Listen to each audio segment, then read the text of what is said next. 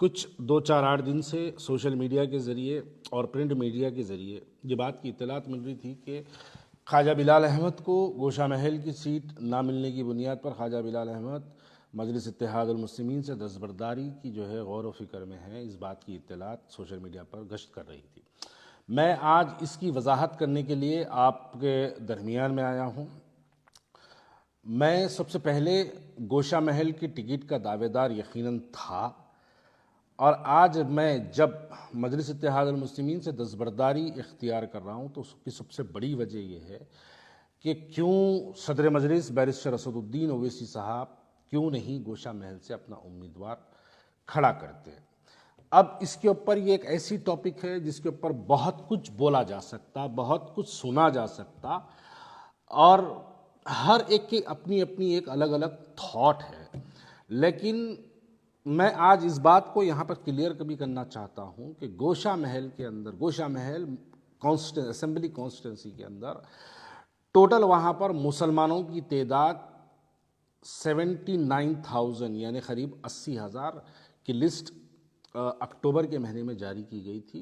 अभी final list election से 10 दिन पहले कुछ जो है आएगी, जिसके अंदर कुछ बढ़ेंगे या फिर कुछ कम होंगे। तो चलिए मान के चलते हैं कि 80,000 मुसलमानों की तादाद, हम इसको मान के चलते हैं 80,000 की तादाद वाला वो कॉन्स्टिट्यूंसी है।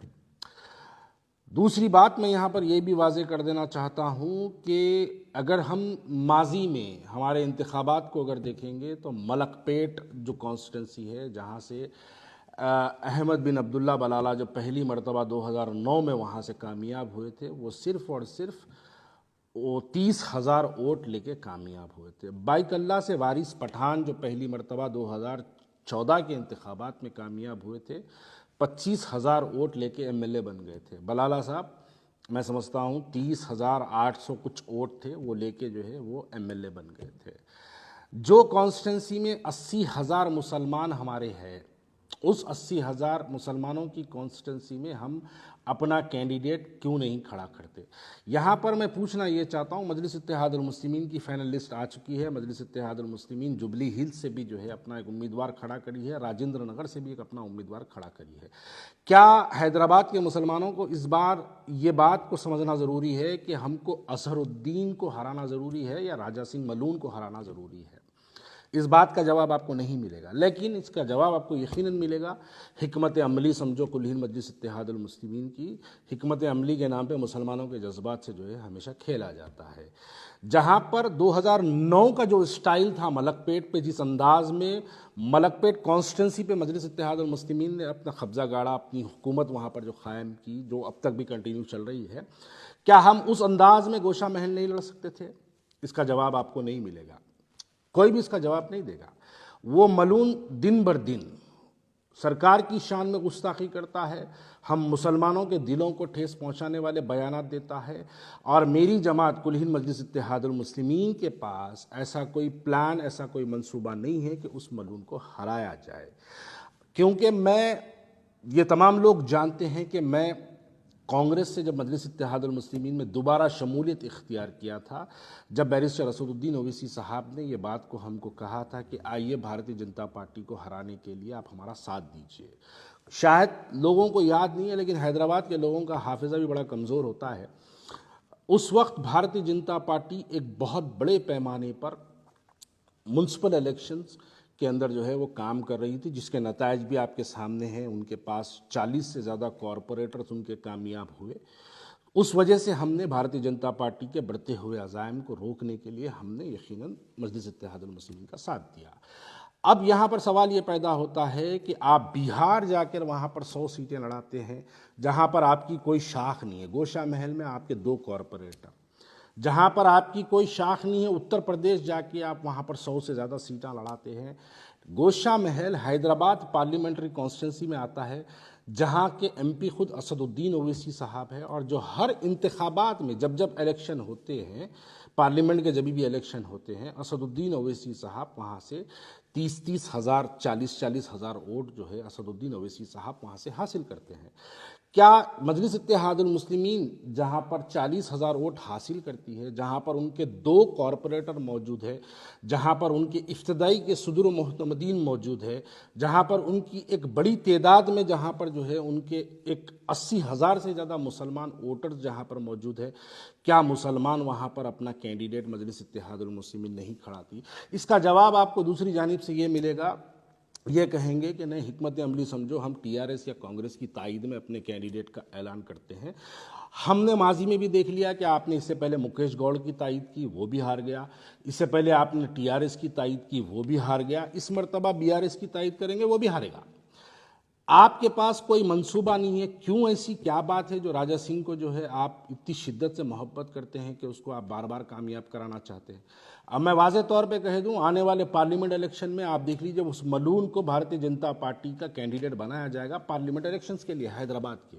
जैसे ही वो कैंडिडेट बनेगा, ये तमाम जितनी शिकायतें हैं आपके मेरे जैसे लोगों को, जितने भी लोगों को जो है नाराज़गियाँ हैं, ये तमाम नाराज़गियों को बुलाया जाएगा और फौरी इस मलून को ला के आपके सामने खड़ा कर दिया जाएगा। हैदराबाद के मुसलमान जज्बाती नारे लगाते हुए निकलेंगे अपने मकानों से, भारी अक्सरियत से मजलिस इत्तेहादुल मुस्लिमीन को कामयाब कर दी। इस वजह से मजलिस इत्तेहादुल मुस्लिमीन हमेशा एक ऐसे फ़िरका परस्त चेहरे को हैदराबाद के अंदर सियासी तौर पर ज़िंदा रखती है। आप अगर उसकी तारीख देखेंगे तो वो बदमबाल रेड्डी की शक्ल में कभी ज़िंदा रहा, कभी आले नरेंद्र की शक्ल में ज़िंदा रहा, कभी इस मलून की शक्ल में ज़िंदा रहा, कभी बंडारू दत्तात्रेय की शक्ल में ज़िंदा रहा, कभी किशन रेड्डी की शक्ल में जिंदा रहा। तो ये हमेशा इस तरीके से मजलिस इत्तेहादुल मुस्लिमीन एक अपने फ़िरका परस्त चेहरे को जिंदा रखती है। अरे हमने बाइतल्ला के अंदर, महाराष्ट्र के जब इलेक्शन हुए, बाइकल्ला के अंदर 25,000 वोट लेके हैदराबाद, 25,000 वोट लेके बाइकल्ला से वारिस पठान वहाँ से जो है एमएलए मुंतखब हो गया। मलकपेट को जब आप देखेंगे, मलकपेट के अंदर 30,000 वोट लेके अहमद बिन अब्दुल्ला बलाला पहली मरतबा एमएलए बन गए। जाहिर सी बात है, बनने के बाद अपनी कारकर्दगी करेंगे, वहाँ पर मुसलमानों के वोटों की तादाद बढ़ाने का काम करेंगे। अरे हम लड़ेंगे ही नहीं तो हम जीतेंगे कहीं को? फिर वो काशीराम का नारा कहाँ गया बैरिस्टर असदुद्दीन अवैसी साहब के, पहली बार लड़ेंगे, दूसरी बार हराएंगे, तीसरी बार जीतेंगे? वो नारा क्या सिर्फ बिहार, उत्तर प्रदेश और महाराष्ट्र के लिए है? क्या वो नारा इनके लिए, गोशा महल के लिए नहीं बनता? ये बातें समझ के बाहर है। जब हम ऐसी सवाल करते हैं तो फौरी अब आगे मुनाफिकत का नारा लग जाता, फौरन आगे लोग कहते हैं कि भाग गया, आप जमात छोड़ दिया, टिकट नहीं मिली। अरे मेरे को टिकट मिलो ना मिलो, अगर टिकट की मुझे ख्वाहिश होती तो मैं बैरिस्टर असदुद्दीन अवैसी से याखुतपुरा पूछता। अगर मेरे को एमएलए बनने की ख्वाहिश होती तो मैं बैरिस्टर असदुद्दीन अवैसी से चंद्रान गुप्ता पूछता। अगर मुझे एमएलए बनने की ख्वाहिश होती तो मैं बैरिस्टर असदुद्दीन से चार मीनार पूछता। मैं क्यों बैरिस्टर असदुद्दीन अवैसी साहब से मैंने क्यों गोशा महल पूछा? मैंने उनसे गोशा महल इसलिए पूछा कि उस मलून को उसकी भाषा में, उसकी ज़बान में जिस तरीके से आप, वो हमारे दिलों को तकलीफ पहुंचाता है। सियासी जमहूरियत है, जमहूरियत में हमको मौका मिलता है, मौके के तहत हम जाके उसको उसकी भाषा में ज़बान देते और मुसलमानों के इत्तेहाद का मुजाहरा करके हम उसको बता के आते। लेकिन नहीं, उसको सियासी तौर पे ज़िंदा रखना है, इस वास्ते वहाँ पर उसको कामयाब होने के लिए फ्री वॉक दिया जाता है। 3 इलेक्शन में उसको फ्री वॉक दिया था। आप सवाल करिए बैरिस्टर असदुद्दीन अवैसी साहब के पास कि क्या मनसूबा है बैरिस्टर असदुद्दीन अवैसी साहब के पास राजा सिंह को जो है गोशा महल से रोकने के लिए? कोई जवाब नहीं मिलेगा आपको उसका।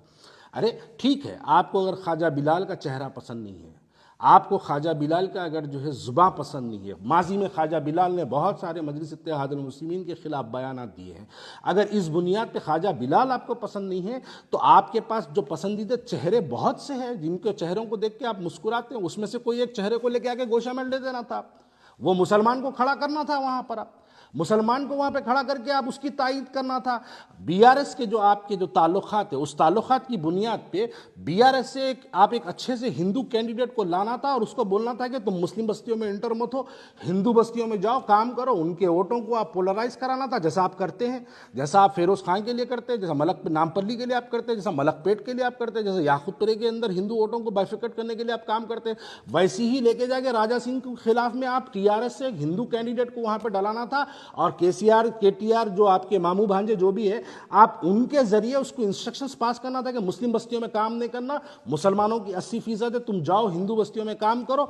असदुद्दीन अवैसी साहब निकल के अगर गोशा महल में मुसलमान बस्तियों में 80,000 वोटरों के दरमियान में अगर फिर के असदुद्दीन अवैसी साहब पैदल दौरे कर करके अगर मुसलमानों को वहाँ पे जो है बेदार करते, 80,000 में अगर 55,000 भी मुसलमान अगर निकल के अगर मुस्लिम कैंडिडेट को वोट दे दिया तो मैं ये सवाल हैदराबाद की आवाम के लिए छोड़ता हूं, क्या ये मलून हारता नहीं सकता था? अरे जाती पैसा हम लगा देते, लोगों से चंदा मंग के लेके जाके गोशा महल लड़ा देते अगर आप किसी मुसलमान को देते। मैं अपनी जात के तौर पे अल्लाह के फजलो करम से चंदे की जरूरत नहीं है, मैं अपनी जात से 2-4-8 करोड़ लगाता, गोशा महल उसके वो मलून के खिलाफ में इलेक्शन लड़ता और ये बताता कि उसको मुसलमानों का इत्तेहाद ये होता है। लेकिन इसका कोई प्लान नहीं है आपके पास। अब उसकी आप तैयारी कर रहे हैं, उसको लोकसभा में लाने की तैयारी है, इस वजह से उसको वहां पे फ्री वक्त दिया जा रहा है। और ऐसी जमात के साथ रहना मैं नहीं समझता मेरे लिए जो है काबिल फ़ख्र हो। इसलिए इस बुनियाद पर मैं आज मजलिस इत्तेहादुल मुस्लिमीन से दस्तबरदारी का ऐलान करता हूँ। मैं मजलिस इत्तेहादुल मुस्लिमीन छोड़ने का ऐलान करता हूँ। आगे मैं क्या करूँगा, किसके साथ जाऊँगा भी या नहीं जाऊँगा, या सियासत में रहूँगा या नहीं रहूँगा तो किसके साथ रहूँगा, इसका ऐलान मैं सोशल मीडिया, प्रिंट मीडिया के ज़रिए मैं हमारे लोगों तक पहुंचाते रहूँगा। लेकिन ये बात बिल्कुल हैदराबाद के मेरे जैसे मुसलमान के लिए नाकाबिल कबूल है कि क्यों नहीं हम गोशा महल में, जहाँ पर 80,000 मुसलमान हमारे हैं, क्यों नहीं हम वहाँ से मुसलमान के कैंडिडेट को खड़ा करते हैं? क्यों नहीं हम बीआरएस का इस्तेमाल करके, टीआरएस का इस्तेमाल करके हम क्यों नहीं वहाँ पर जो है हिंदू वोटों के अंदर जो है हम बाइफिकेट करने का काम करते और मुसलमानों में इत्तेहाद का नारा लगा के हम मुसलमानों को घरों से निकालते और इस मलून के खिलाफ मुसलमान एक तौर पर, मैं समझता हूं अगर हम मुसलमानों के अंदर अगर निकल के अगर जो है हम पैदल दौरे करते, उनके छोटे छोटे ग्रुप मिसिंग करते, तो घरों से चुमटियों की तरह मुसलमान निकल कर जो है पोलिंग के दिन अपने वोटों का मुजाहरा करते और ये मलून हारता। आप देखिए कोई पॉलिसी नहीं है मजलिस इत्तेहादुल मुस्लिमीन के पास। एक पॉलिसी बता दीजिए कि राजा सिंह को, मलून को हराने की एक पॉलिसी बता दीजिए। नहीं, उसको सियासी तौर पर जिंदा रखना चाहते हैं। और ऐसी जमात जो इस गुस्ताख रसूल को जिंदा रखना चाहते हैं, बखुदा ऐसी जमात के साथ मैं रहना मुनासिब नहीं समझता हूं। इसलिए आज मैं कुल-हिंद मजलिस इत्तेहादुल मुस्लिमीन से अपना दस्तबरदारी का ऐलान करता हूं। शुक्रिया बहुत।